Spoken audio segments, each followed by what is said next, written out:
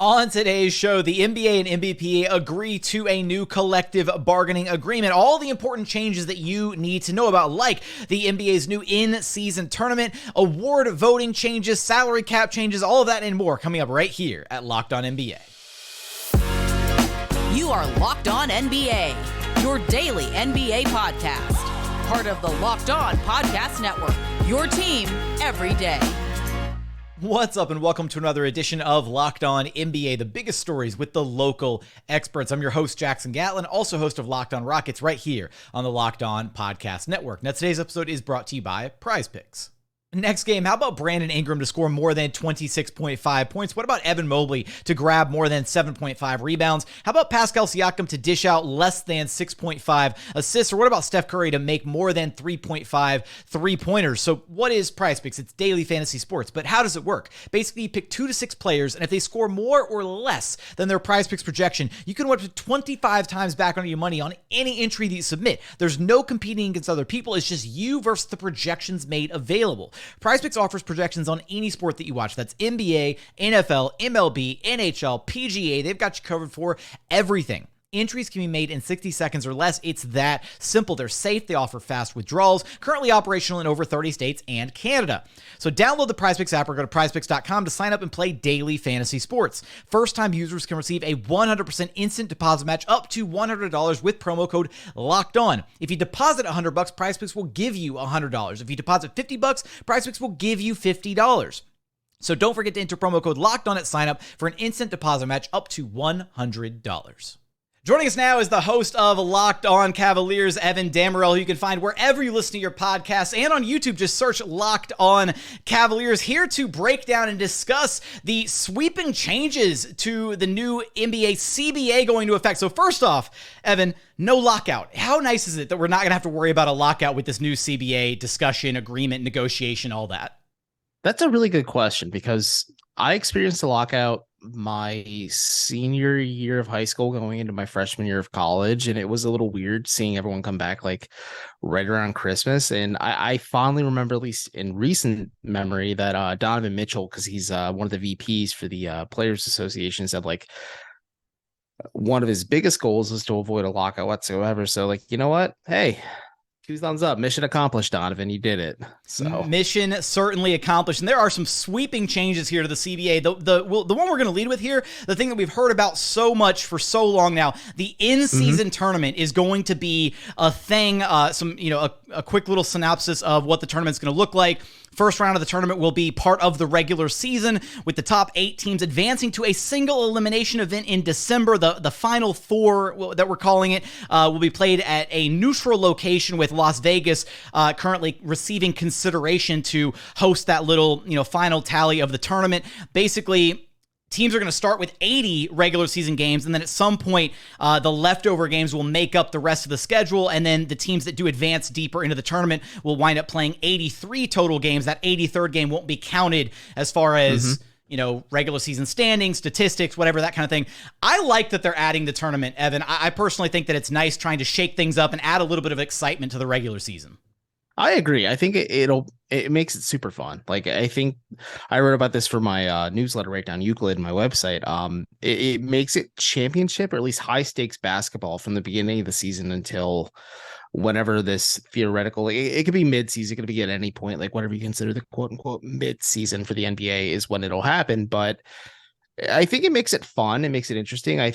I know like the $500,000 cash bonus is like a nice incentive, but there's other ways the NBA could do this. Maybe they like approach like the MLB does at the All-Star game, and they like say like, okay, the team that represents said conference gets home court in the NBA finals or something like that. Like that's a fun edge. Or like the team that wins the tournament gets home court through the playoffs. Like that's super fascinating too. My only issue with it is it kind of goes hand in hand with the new award regulations, but there is the risk of injury. Sure, this is a regular season game, but like now that you have these guys playing like high level basketball 1 through 82, like there is a good chance, and knock on wood, this never happens, but it's still a possibility that like guys get hurt, and because of either this tournament or just the fact that like the grind becomes a little bit more of a grind starting from the season versus the end of the regular season. And that's my only hang up with it. Like it's gonna be fun because it's just a fresh new concept, at least. And I'm fascinated really to see like how they expand upon it and how many like parallels they take from the G League with the Winter Showcase. And there's going to be prize money for the in-season tournament. The winner of the in-season tournament will receive, every player on the team will receive $500,000 per player. That is a life-changing amount of money for guys who are on like minimum contract deals, like fringe NBA players. Obviously, that's not, it's a drop in the bucket for a guy like LeBron. And I was like, yeah, I mean, hey, sure, I'd love $500,000. There we go, right? Hey, nowhere. Put me on a 10-day contract, coach. Like, come on, I can go hit a couple free throws. You mentioned it a moment ago, there are changes to the All-NBA and postseason award voting. First of many changes here. 65 games to be eligible for awards like MVP, Rookie of the Year, All-NBA, all of those. And this is the big one. They are dropping the position requirement from the All-NBA teams. Another change, honestly, Evan, that I love because, like, you look at this season, right? The two of the best players in the NBA this year, Embiid and Jokic, duking it out for MVP. One of those guys is not going to make All-NBA first team this year, and that feels like a travesty given how well they're both playing. That's a good way to put it, because it is always interesting to think like, hey, this is the guy who won MVP. Does he get first, second, third team All NBA honors? Same for the guy who finished like second, third in MVP voting. Same for like any of the positional awards, whether it's Defensive Player of the Year, Most Improved Player, Sixth Man of the Year. Like guys are in this conversation, and more than anything, like basketball is just so positionless at this point that it's really hard to gauge like what is a proper position. I mean, the team I cover, at least, like the Cleveland Cavaliers, they played 3 centers last season. One of them was a small forward and one was a power forward. And like, I think just it's a trend in the way things are going. I think the 65 minimum makes sense because you're trying to discourage team to do this load management movement. So like fans get a better return on their experience and everything like that. But and 65 is still a good threshold where you could sustain like an injury and miss like a month or so of the season and still be eligible for some of these major awards. Oh, absolutely. Like you're absolutely eligible for these major awards. And the only time I just have pause with it is just when agents negotiate extensions or things like that, and they have like clauses in the contract saying like, oh, my client they'll get all NBA honors or they'll win the MVP or XYZ. And like this helps out in situations where you look at like Evan Mobley, who should have been Rookie of the Year, and Scotty Barnes wins it just because of recency bias. And you flip the script a little bit here, and now it's just like, oh, these guys have like money on the line. And like that's the only time I have an issue. It is like these guys can't get the maximum bag that they deserve. But we'll cross that bridge when we come to it. I think that's the exciting part of the CBA, and the fact that this is like a 7-year deal with 6 years of it being guaranteed, with the final year being like a mutual like back out kind of situation. So there's going to be some trial and error, I think. And obviously just like we're getting like little snippets, little breadcrumbs in the ether, but like the stuff that's manifesting, it makes sense because load management has been an issue for a while. And I think the NBA just kind of wants to push away from that and make sure that fans aren't complaining that they can't see Luka Doncic on a certain night, or just really any star player in the NBA. Yeah, for sure. It's a really bad feeling if a star player comes to visit your city and it's like the one time a year that they're going to be there, they wind up load managing or whatever. It's just not a great feeling, unfortunately. And I commend the NBA for trying to combat it, but also, taking into account, hey, resting your star player, it is an important part of the game. It is a grueling 82-game season. Getting into some of the numbers of the new CBA here, they are instilling a second tax apron, so kind of a penalty here for teams that are deeper in the luxury tax. In the new CBA, the NBA is implementing a second tax apron that will be $17.5 million above the tax line. Teams above the second apron will have a new set of restrictions, such as they won't have access to the taxpayer mid-level exception. They won't be able to trade away first-round picks 7 years down the road. They won't be allowed to sign free agents on the buyout market. They won't be permitted to send out cash in trades, and they won't be able to take back more salary in trade than they send out. A lot of restrictions trying to maybe limit some of the maneuverability of the teams that are deep in the luxury tax here. I mean, at this point, you just listed what the teams that are maybe above this new luxury apron can do. But right?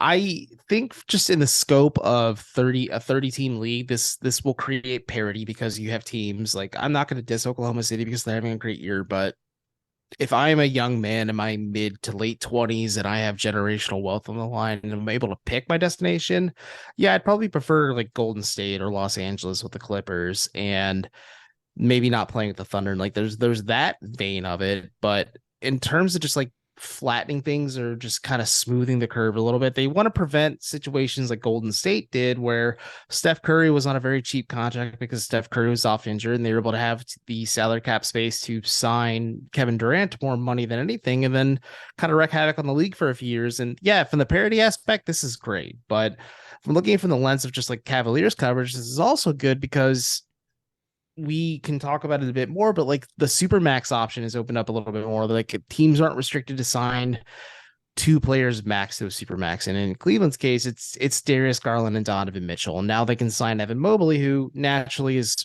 going to get a Supermax contract because he's probably the second best player on the Cavs right now. And I'm not going to weep for the finances of billionaires, but hey, you know what? Pay these guys because they are providing you so much more than you need to. But just based on my math, the only issue, just the smoothing of the cap, is the Cavs would probably have about 139.5 million combined between Mobley, Mitchell, Garland, and Jarrett Allen when Evan Mobley's Supermax extension kicks in.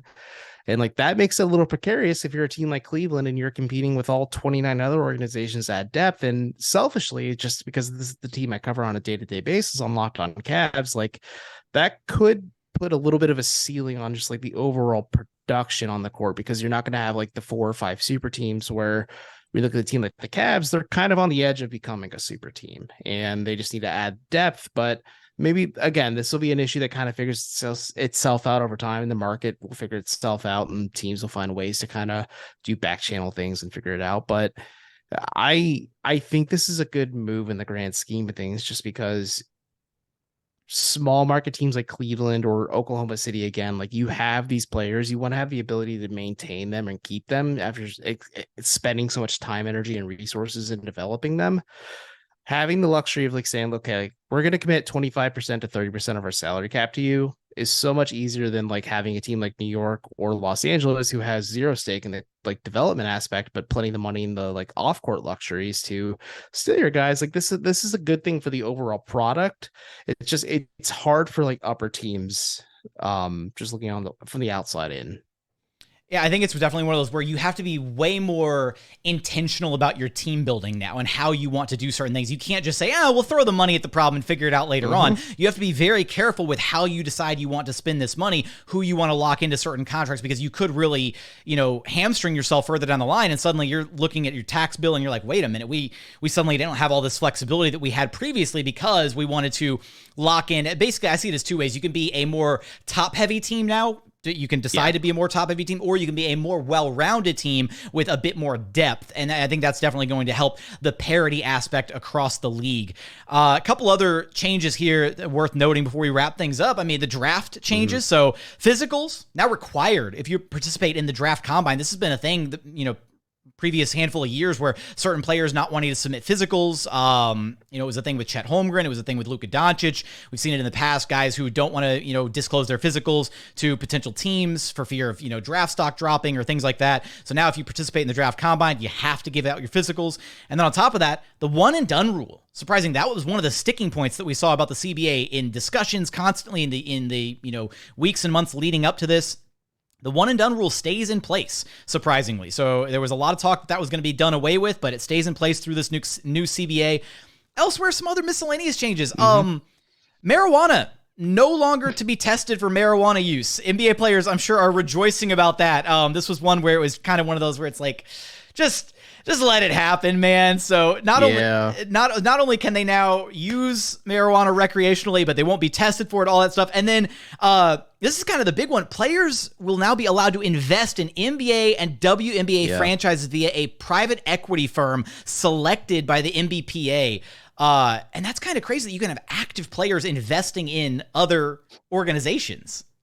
Yeah, it's interesting. I think with the investment aspect, it's funny because players can invest in cannabis companies, and now that they're not testing for marijuana, players can literally get high on their own supply if they want to. But Oh, in the grand, and sports gambling is included in this as sport, well. the That's sports the other gambling, one. yeah. See, the sports gambling thing, it makes sense because owners are getting so much money from these sports books. Like whatever sports book it is, I'm sure your team has an affiliation with it if sports gambling is legal in your state. But it's interesting because players are now getting in on it, and as they should. There's a lot of money with it, but like, does this change the integrity of the game? I think that's a fair question, but I think honestly, if you want these players to set themselves up for financial success after the game, after the fact, like allowing them to invest in their own team, opposing teams, I think WNBA franchise is the biggest winner or just like smart, logical step here because the W is growing so much. Like that makes a ton of sense.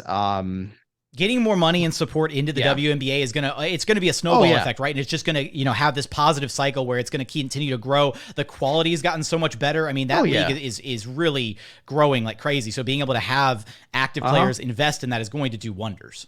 Oh, it's gonna do wonders. Like, because you look at guys like Tom Brady, who's enjoying retirement, but like he invests in the Las Vegas Aces, and like, giving guys the opportunity to do that, like on the ground level, and like continue to grow on their investment is huge, because you just get in or strike while the iron's hot, and can you like get in on the ground floor. But there's that aspect. I love that for the players. Like I love diversifying your portfolio and just finding revenue streams. I think the draft stuff is interesting, especially the one and done rule. Like I was actually surprised that wasn't eliminated, just because there's a lot of teams and there's new language in the contract with like second round picks and things like that as well, of course. But guys or teams rather that have a multitude of second round picks can like invest them in high school players, bring them into the G League, and then just like, continue to like grow and develop them within your ecosystem and within just like your team's terminology and everything. And I don't know, maybe this is just another feather in the cap for like the G League Ignite program, just because college players can say like, hey, I could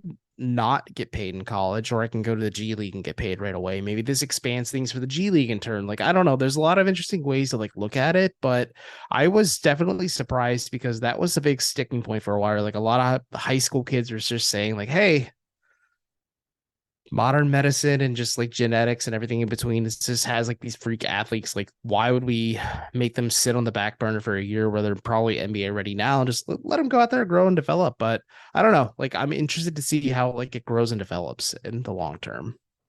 There are certainly more angles and more minute details from the new CBA that are continuing to be leaked and getting out there, and we did not get a chance to cover all of it here, but be sure to check out all your local Locked On shows for more information about the CBA. How will the new CBA changes affect the NBA? Will the Cavaliers be one of the first teams to benefit from these changes with the designated extension rules? You're going to have us covered for all of that and more over at Locked On Cavaliers. Evan, I appreciate you stopping by Locked On NBA with me, man. I will give you a short answer. Yes, they will benefit from it, but thank you for having me anytime. Check me out at Locked On Cavs if you are not sick of my voice or my face.